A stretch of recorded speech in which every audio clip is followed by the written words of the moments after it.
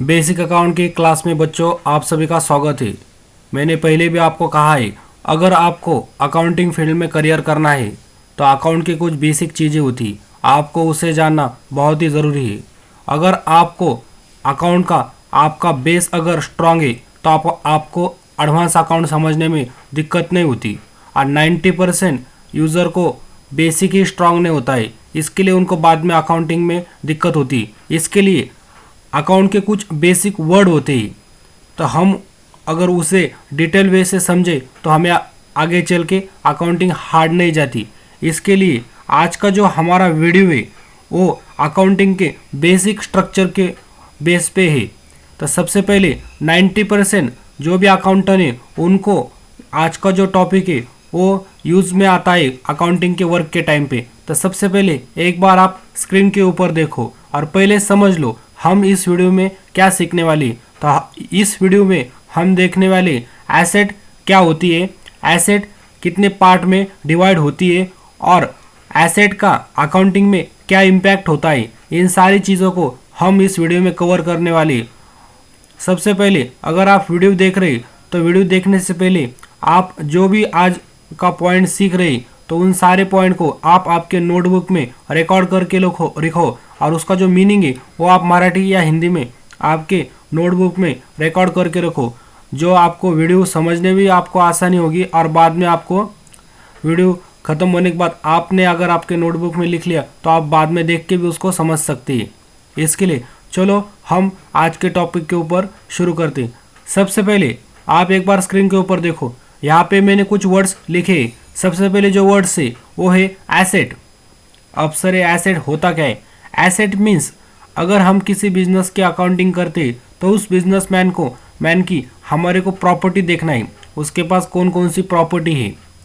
तो प्रॉपर्टी देखने के लिए हम एसेट में जाते हैं। अब एसेट भी टू टाइप में डिवाइड है। तो सबसे पहले आप ये समझ गए कि एसेट मतलब प्रॉपर्टी।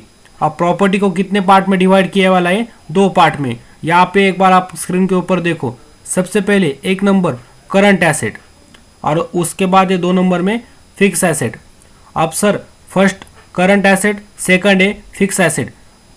सबसे पहले आप समझ लो एसेट कितने पार्ट में डिवाइड है? 2 पार्ट में एसेट को डिवाइड किया है, 2 पार्ट में।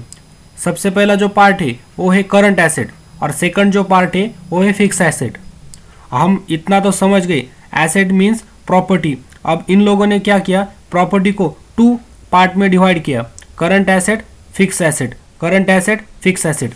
अब सर ये करंट एसेट क्या होता है, ये फिक्स एसेट क्या होता है, अब हम इसको डिटेल वे से समझते हैं। अब सबसे पहले आपने आपके किताब में क्या लिखना, एसेट लिखना, उसके बाद उसके नीचे लिखना करंट एसेट। अब करंट एसेट आपने लिख लिया तो करंट एसेट के आगे आप हिंदी या मराठी में लिख लो, करंट एसेट मीन्स ऐसी प्रॉपर्टी जो हमारे पास तो है लेकिन वो 12 मंथ में मतलब पूरे 1 साल में कम ज़्यादा होती। जैसे अभी मेरे पास पैसे है, ये मेरे प्रॉपर्टी, लेकिन पैसे मेरे जेब में 10,000 है तो कल थोड़ी 10,000 रह सकते, वो साल में कम ज़्यादा होते ना। अगर हमने कई जगह पे माल खरीदी किया तो मेरे पैसे चले जाएंगे। अब या किसी से मेरे को पैसे आ सकते, मेरा बिजनेस है, कभी पैसे आते कभी जाते। अभी आप करंट एसेट का मीनिंग एक बार डिटेल वे से समझो। करंट एसेट मीन्स ऐसी प्रॉपर्टी जो 12 मंथ में या 1 ईयर में कम ज़्यादा होती। ऐसी प्रॉपर्टी जो 1 ईयर में कम ज़्यादा होती उसे हम करंट एसेट कहते हैं। और उसके बाद सेकंड है फिक्स एसेट। अभी फिक्स्ड एसेट मीन्स क्या, ऐसी प्रॉपर्टी जो हमारे पास है लेकिन वो 12 मंथ में 1 ईयर में कम ज़्यादा होती नहीं, वैसी फिक्स रहती, उसको हम फिक्स एसेट कहते हैं। अभी हमने देखा एसेट मतलब प्रॉपर्टी, एसेट को हमने 2 पार्ट में डिवाइड किया, current asset, fix asset. Current asset means ऐसी प्रॉपर्टी जो साल में कम ज़्यादा होती, 1 साल में कम ज़्यादा होती। और फिक्स एसेट मतलब 1 साल में जो कम ज़्यादा होती नहीं, उसको हम फिक्स एसेट कहते हैं। अभी आप मीनिंग एक बार डिटेल वे से लिखो, करंट एसेट मीन्स ऐसी प्रॉपर्टी जो करंट ईयर में कम ज़्यादा होती उसको हम करंट एसेट कहते हैं। और जो ऐसी प्रॉपर्टी जो करंट ईयर में कम ज़्यादा होती नहीं है उसको हम फिक्स एसेट कहते हैं। अभी ये तो हमने देख लिया करंट एसेट क्या, फिक्स एसेट क्या। अभी हम समझने वाले करंट एसेट में कौन कौन से एसेट आती, आप एक बार उसके नीचे देखो, करंट एसेट, उसके नीचे सबसे पहले अभी हमें करंट एसेट में क्या दिया है, कैश इन हैंड। अब ये क्या होता है सर, हमने अभी तो देखा करंट एसेट मीन्स ऐसी प्रॉपर्टी जो साल में कम ज़्यादा होती है, एक साल में कम ज़्यादा होती है, उसको हम करंट एसेट कहते हैं। अभी उसके अंदर सबसे पहले कैश इन हैंड। अब ये क्या होता है, कैश इन हैंड मतलब हमारे पास जो पैसे होते हैं उसको हमें अगर देखना है तो हम कैश इन हैंड में जाके देखते हैं। Cash in hand, cash means पैसे, इन मतलब एंड हैंड मतलब हाथ के ऊपर पैसे, और आपको मालूम है कभी हाथ के ऊपर पैसे कोई लेके घूमता नहीं। कैश इन हैंड मतलब आपके बिजनेस में जितना भी आपके पास अभी कैश अवेलेबल है, अगर हमें देखना है तो वो हम कैश इन हैंड में जाके देखेंगे। मान लो अगर कैश इन हैंड आपका 40,000 है तो आपके अभी पास 40,000 है। कैश इन हैंड अगर 50,000 है तो हमारे पास 50,000 है। अभी उसके नीचे cash at bank. Cash at bank मतलब हमारे पास पैसे तो है लेकिन हमारे पास नहीं, हमारे ही पैसे बैंक में है, वो भी हमारी एक प्रॉपर्टी। कैश एट बैंक, पैसे तो है लेकिन बैंक में। कैश इन हैंड मतलब हमारे पास जो बिजनेस में अभी पैसा है उसको हम कैश इन हैंड कहते हैं, और हमारा पैसा अगर बैंक में है तो उसको हम कैश एट बैंक कहते हैं। उसके बाद डेटर्स। अब सर डेटर्स क्या होते हैं, आपको अगर डेटर मालूम नहीं तो आप नोटबुक में लिख लो, बाद में आपको दिक्कत होगी। सर डेटर्स क्या होता है, हमारा बिजनेस है बच्चों, हम क्या करते हैं, हमारे पास अगर कोई कस्टमर आ गया और उसने हमारे से माल तो लेके चला गया लेकिन क्रेडिट भी हाथ पे लेके चले गया, मतलब जैसे उधारी में लेके चला गया। अगर किसी को हमने माल तो बेचा लेकिन उधारी में बेचा, क्रेडिट भी हाथ पे बेचा, तो उसके पैसे हमें बाद में मिलेंगे ना उस कस्टमर से, तो हमें वो कस्टमर देखना है तो उसको हम डेटर में जाके देखते हैं।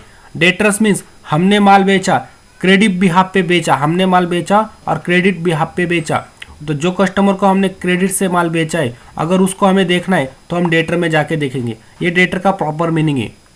डेटर के अंदर हमने जिसको माल बेचा है और क्रेडिट भी हाथ पे बेचा है तो उसको अगर देखना है तो हम डेटर में जाके देखेंगे। आप भी ऐसा ही लिख लो, ये व्याख्या है, गूगल से मीनिंग अलग है इसका, लेकिन वो मैटर नहीं करता। डेटर्स मीन्स हमने जिसको भी क्रेडिट भी हाथ पे माल बेचा है तो वो पार्टी को अगर देखना है तो हम डेटर में जाके देखेंगे, और उन लोगों से हमें पैसा मिलने वाला है तो उसको हम डेटर कहते हैं, हमारी एसेट होती है, क्योंकि हमने उनको माल बेचा, क्रेडिट भी हाथ पे बेचा, उनसे हमें पैसा वसूल करके लाना है तो वो सारी हमारी एसेट होती है, प्रॉपर्टी होती है, इसके लिए हम डेटर में जाके देखते हैं।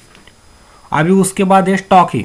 अब सर ये स्टॉक क्या होता है, हमारी गारमेंट मतलब कपड़े की दुकान है, गारमेंट शॉप है, तो हमारे पास जितना भी स्टॉक है वो हमारी एसेट होती है। स्टॉक्स मीन्स हमारे शॉप में हमारा जो भी मटेरियल अभी अवेलेबल है स्टॉक, वो हमारी प्रॉपर्टी होती है। स्टॉक्स मीन्स मटेरियल, वो हमारी प्रॉपर्टी होती है। स्टॉक अलग अलग शॉप में अलग अलग स्टॉक हो सकता है, जैसे कि मेडिकल में मेडिकल का स्टॉक होगा, गारमेंट शॉप की दुकान में गारमेंट होंगे, मोबाइल शॉप की दुकान में मोबाइल के आइटम होंगे, तो वो सारी हमारी एसेट होती है, प्रॉपर्टी होती है। तो स्टॉक मीन्स मटेरियल, वो हमारे एसेट होता है। उसके बाद बिल रिसीवेबल। अभी बिल रिसीवेबल को हम बाद में थोड़ा डिटेल वे से समझेंगे, लेकिन ये भी हमारी एसेट होती है, हमें बिल के पैसे मिलना बाकी है। बिल रिसीवेबल मतलब पैसे को मिलना बाकी है, तो वो हमारी एसेट होती है।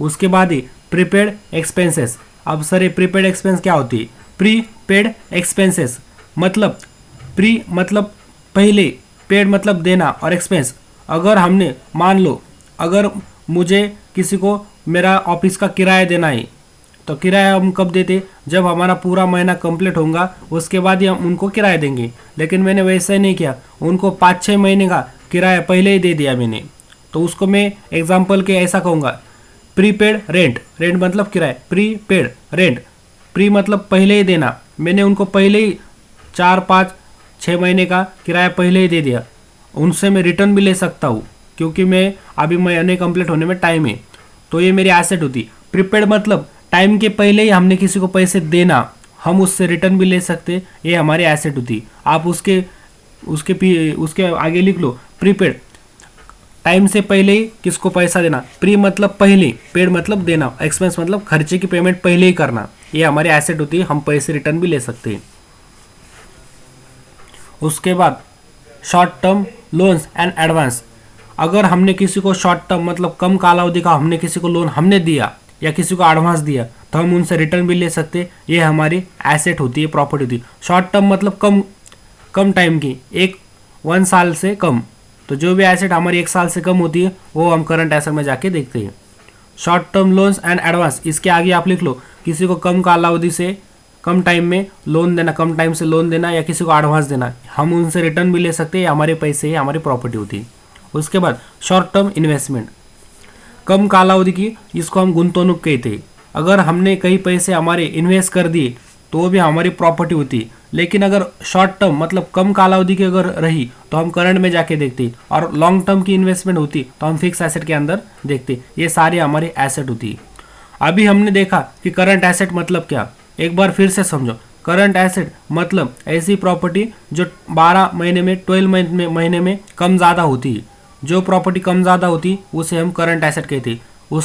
उसमें हमने पहले देखा cash in hand. Cash in hand मतलब हमारे दुकान में भी कितना पैसा है। उसके बाद देखा कैश एट बैंक, हमारा पैसा बैंक में है।